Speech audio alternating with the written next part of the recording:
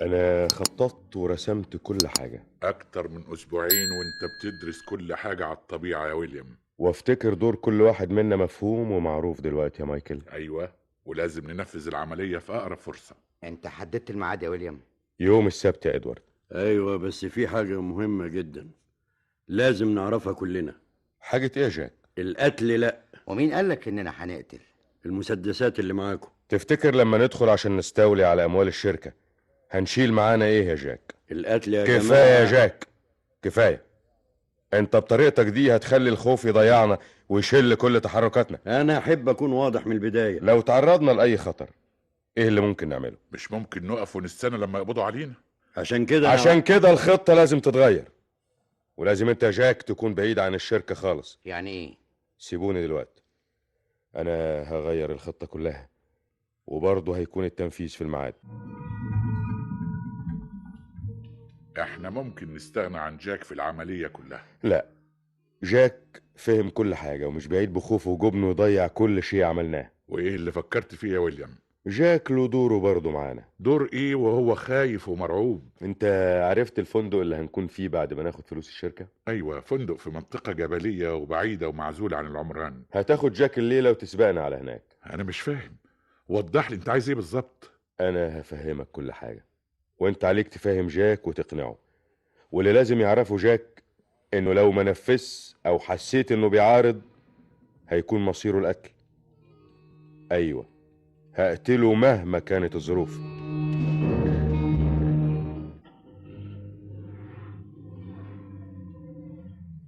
فهمت المطلوب منك كويس يا جاك.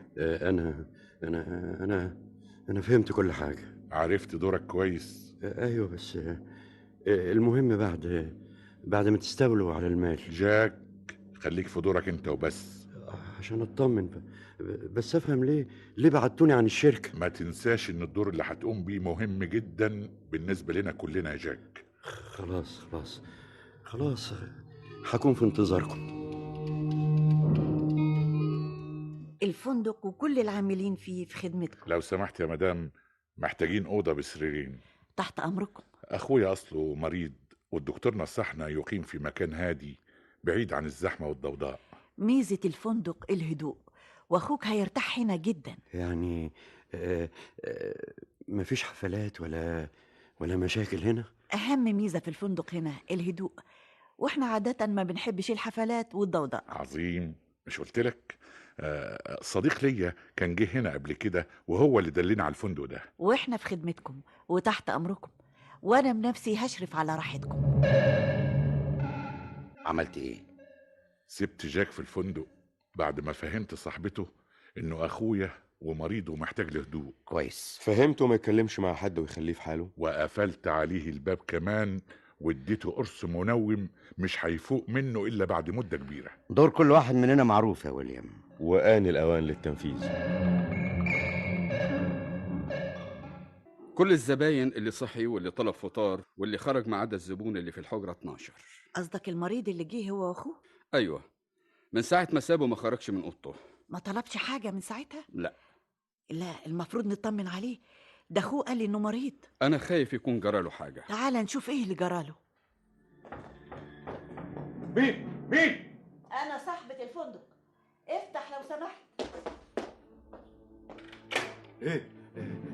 عايزة ايه؟ أنا جيت علشان أطمن عليك. انا كويس.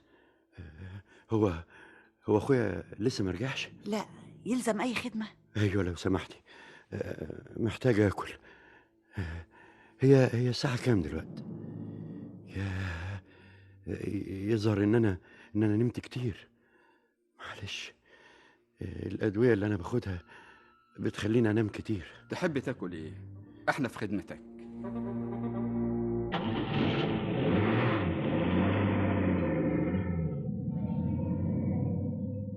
تفتكروا المبلغ اللي خدناه قد ايه؟ مؤكد مبلغ كبير ما كناش نحلم بيه. أرجوكم بلاش نتكلم في الموضوع ده وخلونا في المهم. مايكل، في ايه يا ولا؟ انتوا عارفين احنا رايحين فين دلوقتي؟ على الفندق. عارفين مين مستنينا في الفندق؟ جاك. وانت لما سبت جاك هناك قلت لصاحبة الفندق ايه عنه؟ قلت لها ان جاك اخويا وعيان والدكتور نصحه يقيم في مكان هادي. رجوعك شيء طبيعي، لكن انا ايه بالنسبه لك؟ وجاي معاك ليه؟ رايح معاك الفندق ليه؟ فهمنا، انت بتفكر في ايه؟ انا فهمت. انت قصدك يعني انا راجع عشان اخويا، لكن انت وويليام رايحين الفندق ليه؟ ممكن قبل الفندق بمسافة تنزل انت وادوارد وتروح الفندق على انكم رجال اعمال. عظيم. وفي الفندق هنتصل ببعضنا هناك. كأننا كنا أصدقاء قبل كده وحدث بينا تعارف. لا، احنا مش عايزين اي حاجه تثير الشك حوالينا. امال ايه؟ انت فكرت في ايه يا ويليام؟ انا هدخل الفندق معاك بصفه الدكتور اللي بيعالج جاك. طب وأنا دوري إيه؟ المساعد للدكتور. عظيم. بالطريقه دي يبقى وجودنا مع بعض طبيعي ومنطقي وما يثيرش اي شك. في سؤال مهم. سؤال ايه؟ المبلغ اللي معانا هنقسمه إمتى؟ وإمتى هنسيب الفندق؟ غلط غلط. ما كانش لازم تديله النوع ده من الاكل. انتوا كده بتقضوا عليه. أنا آسفة جدا يا دكتور، ده هو اللي طلب الأكل بنفسه. وهو اللي أصر على النوع ده من الأكل. أرجوكم في تعليمات لازم تتنفذ حرصا على صحة المريض. حاضر يا دكتور، أنا آسفة جدا. طلبات حضرتك. لو سمحت يا دكتور، مادام حصل كده يبقى لازم سعادتك تقعد معانا يوم كمان. اقعد فين؟ هنا في الفندق. ايوه بس ظروفي. انا عارف ومقدر ظروفك كويس، يوم مش اكتر لغايه بس ما اطمن على اخويا، واي مبلغ حضرتك عايزه انا هدفعه. بس انا وافقت اجي معاك لمجرد اكشف على اخوك وارجع. ارجوك انك توافق، وانا مستعد لدفع اي مبلغ زي ما قلت لحضرتك. خلاص هقعد يوم مفيش غيره. هنا فيه هدوء يا دكتور وحضرتك هترتاح جدا. طيب لو سمحت يا مدام، اوضه كمان مخصوص للدكتور، بس تكون جنب اوضه المريض مباشره. بسرعه ارجوكي لو سمحتي. برافو عليك يا دكتور. فين جاك؟ في اوضته، وانا اقنعته ما يتحركش منها على الاطلاق. وفين مايكل؟ معاه. مايكل عارف ان احنا هنعمل ايه دلوقتي؟ مايكل بيثق فيك. قفلت باب الاوضه كويس؟ بالمفتاح. يلا بسرعه. مستعجل على ايه بس؟ عايز اعرف المبلغ اللي خدناه من الشركه كام. تفتكر كام؟ بلاش نضيع وقت ونعد المبلغ بسرعه. هات الشنطه. الشنطه اهي. نفضي المبلغ منها على السرير ونعد ونرص في الشنطه. رجع الشنطه مطرحها بسرعه. مين؟ يا دكتور، يا دكتور. دي صاحبه الفندق. الشنطه رجعتها مطرحها، خلي بالك انا هفتح لها الباب.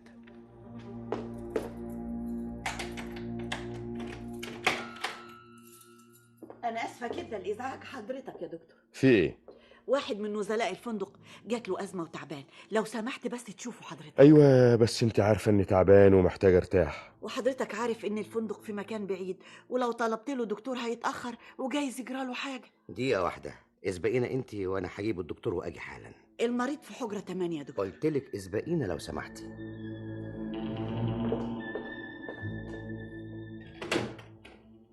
قول لي ايه اللي ممكن نعمله دلوقتي؟ تكشف عليه وتقول له مفيش حاجه، دول شويه برد وخلاص. اكشف عليه ازاي؟ ما عنديش سماعه ولا حتى ميزان حراره. عادي جدا، جس النبض، اعمل اي حاجه. ده الشيء اللي ما عملتش حسابه. بقولك ايه، انا معايا شريط اقراص فيتامينات، ممكن تديه للمريض من عندك وتنتهي المشكله. طب يلا بينا يلا بينا، بس اقفل باب الاوضه كويس قبل ما تتحرك من هنا. انا مش هتحرك من هنا، بس انت ما تتاخرش عليا. لا خليك جنبي. الله، جرى ايه يا دكتور؟ هو في دكتور يخاف بالشكل ده؟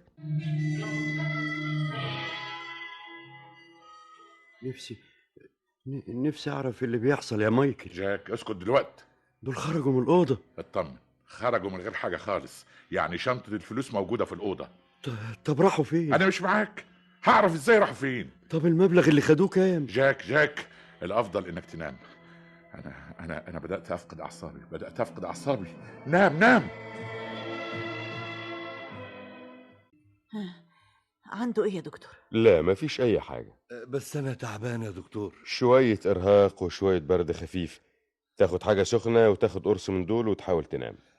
الدواء ده انا كنت باخده، استمر اخده ولا بطله؟ وريني كده.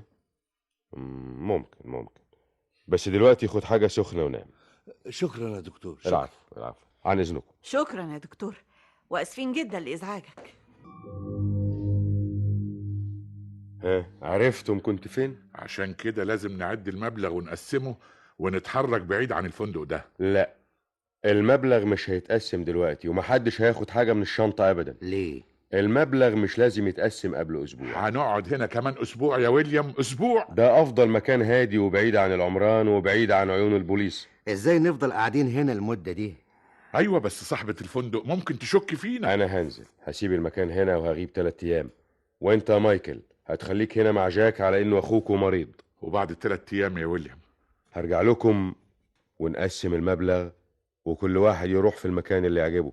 وشنطة الفلوس؟ اطمن يا جاك، الشنطة هتكون معاك وفي نفس الأوضة اللي انت نايم فيها، وانا واثق انك مش هتحاول حتى تفتحها.